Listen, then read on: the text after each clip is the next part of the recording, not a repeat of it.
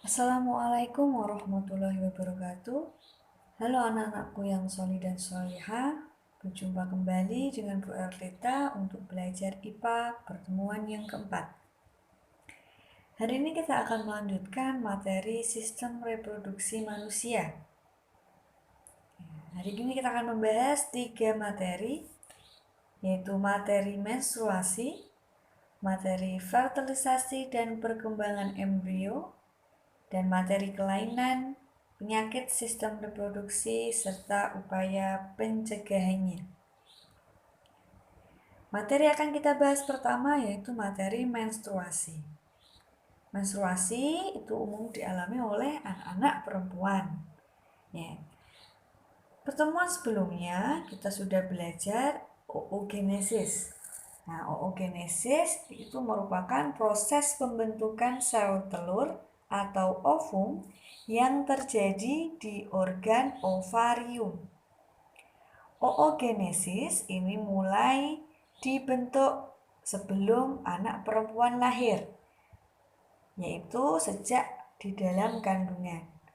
Saat anak perempuan lahir, sudah memiliki bakal sel telur sebanyak 200.000 hingga 2 juta. Namun hanya sekitar 40.000 yang tersisa saat anak perempuan memasuki masa pubertas.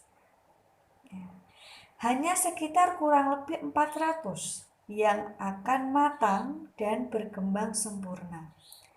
Sel-sel telur yang matang dan berkembang sempurna ini akan diovulasikan atau dikeluarkan dari ovarium selama siklus reproduksi perempuan. Nah, siklus reproduksi perempuan yang setiap bulan terjadi ini yang kita sebut sebagai menstruasi, yaitu suatu keadaan keluarnya darah, cairan jaringan, lendir, dan sel-sel yang menyusun dinding rahim. Darah menstruasi yang dikeluarkan melalui vagina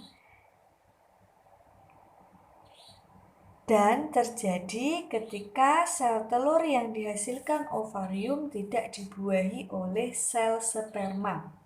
Jadi, kapan menstruasi itu terjadi? Ketika sel telur tidak dibuahi sel sperma. Siklus menstruasi ini berlangsung selama 28 hari. Jadi, orang yang menstruasi setiap 28 hari nanti akan mengalami mens lagi. Kemudian 28 hari lagi akan mengalami menstruasi lagi. Tetapi tidak semuanya. Ada juga anak perempuan yang memiliki siklus menstruasi pendek, yaitu 18 hari. Jadi jedanya hanya 18 hari, nanti mens lagi. 18 hari lagi, mens lagi. Perempuan juga ada yang memiliki siklus menstruasi panjang, yaitu kurang lebih 40 hari. Ya, menstruasi memiliki fase.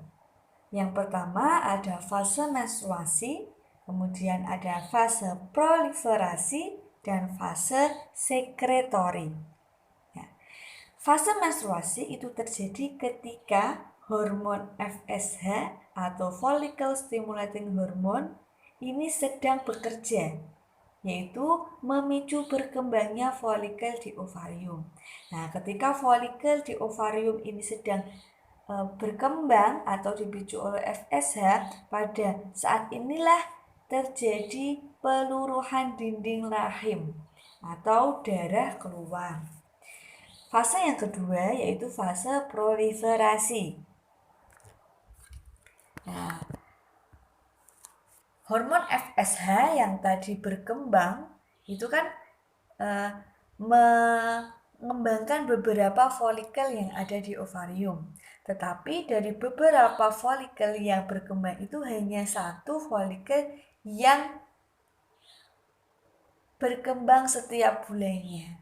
Nah, satu folikel tersebut menghasilkan hormon estrogen dan progesteron. Adanya hormon estrogen dan progesteron ini yang memicu terjadinya penebalan dinding rahim. Nah, penebalan dinding rahim ini yang kita sebut sebagai fase proliferasi. Setelah mengalami fase proliferasi, akan mengalami fase sekretori. Nah, jika sel telur yang telah dikeluarkan tidak dibuahi oleh sperma, jadi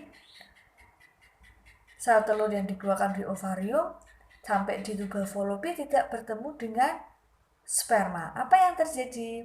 Maka hormon estrogen dan progesteron yang dihasilkan oleh folikel tadi akan menurun, sehingga menyebabkan dinding rahim rusak dan pembuluh darah pecah. Nah, ini gambarnya. Nah, ini adalah fase menstruasi, yaitu sekitar 5 hari. Kemudian setelah mengalami fase menstruasi akan mengalami fase proliferasi, yaitu penebalan dinding rahim. Nah, penebalan dinding rahim, setelah itu hormon estrogen dan hormon progesteron bekerjanya menurun, sehingga terjadi kerusakan pada dinding rahim. Nah, kerusakan-kerusakan inilah yang menyebabkan pembuluh darah dan jaringan-jaringan dinding rahim ini rusak. Nah, ini bisa dicermati ya. Ini adalah fase siklus menstruasi. Ini di situ ada diagram ketika hormon FSH tinggi, ketika hormon LH tinggi, apa yang terjadi. Oke. Selanjutnya kita akan masuk ke fase fertilisasi dan perkembangan embrio. Oke. Sel telur yang telah keluar dari ovarium itu akan mengalami dua kemungkinan. Kemungkinan yang pertama adalah bertemu dengan sel sperma. Kemungkinan yang kedua adalah tidak bertemu dengan sel sperma. Apa yang terjadi ketika dia tidak bertemu dengan sel sperma? Dia akan mengalami fase menstruasi. Dan apa yang terjadi ketika bertemu dengan sel sperma?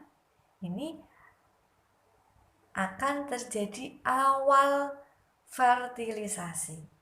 Nah, jadi awal bertemunya itu disebut sebagai fertilisasi. Ya.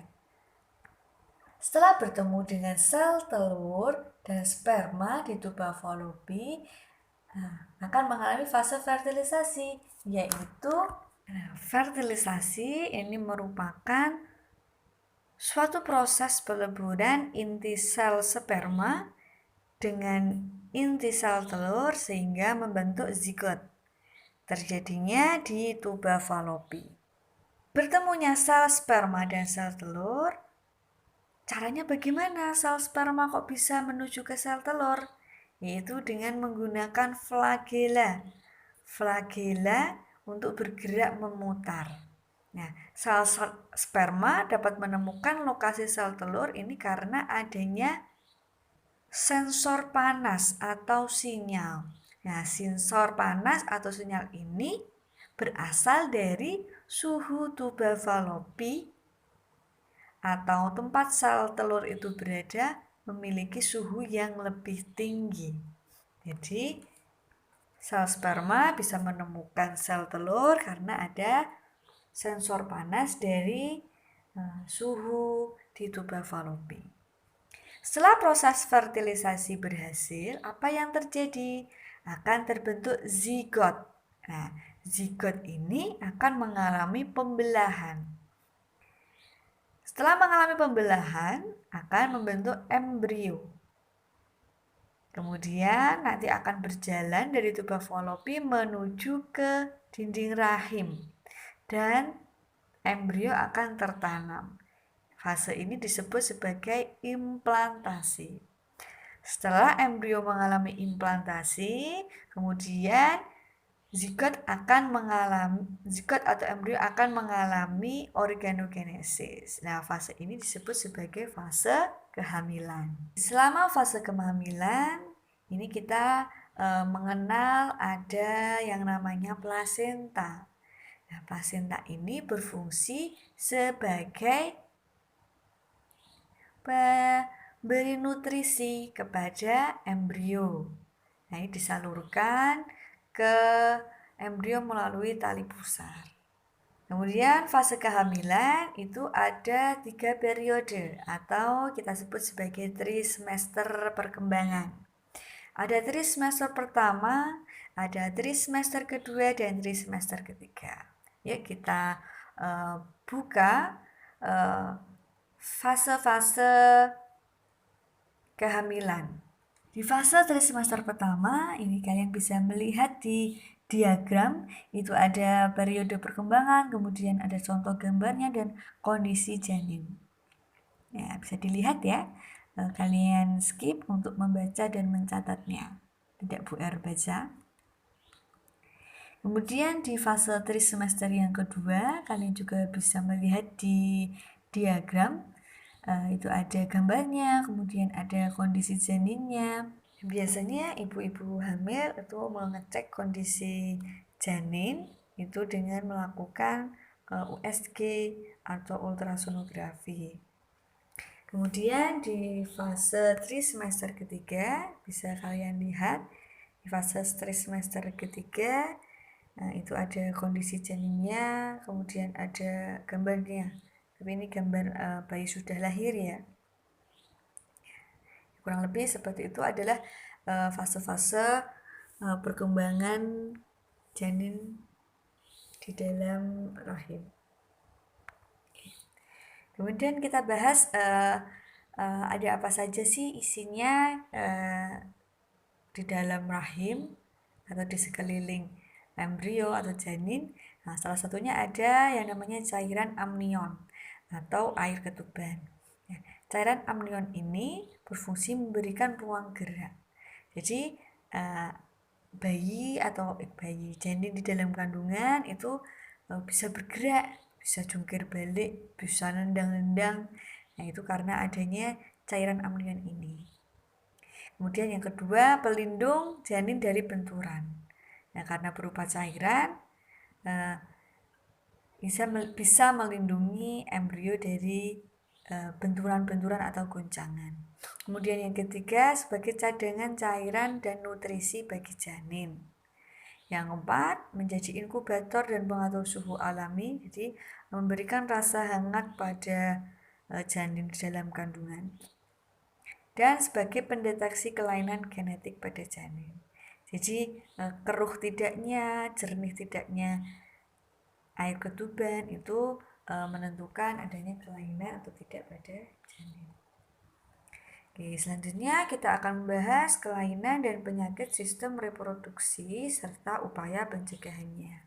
Yang akan kita bahas itu ada 5 kelainan atau 5 penyakit sistem reproduksi. Yang pertama ada penyakit gonorrhea atau GO, kemudian ada penyakit sifilis atau raja singa, ada penyakit herpes simplex genitalis, kemudian ada penyakit AIDS dan penyakit keputihan. Ini ada gambar bakteri Neisseria gonorrhoeae dan ini penderita GO yang mengalami kerusakan mata. Oke, jadi penyakit gonorrhea itu disebabkan oleh bakteri Neisseria gonorrhoeae. Kemudian yang kedua ada penyakit sifilis atau raja singa. Ini disebabkan oleh infeksi bakteri Treponema pallidum. Ini contoh gambar gejala penyakit pada wajah penderita sifilis. Kemudian ada penyakit herpes simplex genitalis. Ini disebabkan atau dipicu oleh virus herpes simplex tipe 2. Nah, ini gejala penyakit pada kulit terutama pada alat kelamin ya, mengeluarkan nanah. Kemudian ini adalah penyakit AIDS. Ini disebabkan oleh infeksi HIV atau Human Immunodeficiency Virus. Semua penyakit yang Bu Erlita sebutkan tadi itu penularannya melalui alat reproduksi. Kemudian yang terakhir ini biasa dialami oleh perempuan, itu mengalami keputihan. Keputihan ini disebabkan oleh jamur Candida albicans. Demikian pembelajaran IPA pada hari ini. Terima kasih sudah belajar bersama Bu Erlita materi menstruasi, fertilisasi, kehamilan, perkembangan embrio, dan kelainan sistem reproduksi manusia. Ada pertanyaan? Oke, seperti biasa, tugas yang pertama adalah membuat jurnal refleksi. Kemudian screenshot dan kirim ke Google Classroom masing-masing kelas. Tugas KPM daring yang keempat, ini ada 3. Yang pertama yang membuat catatan, kemudian yang kedua ini mengerjakan upaya apa saja yang dapat kita lakukan untuk terhindar dari penyakit atau kelainan sistem reproduksi. Bisa dicari di Google atau membuka buku pelajaran IPA.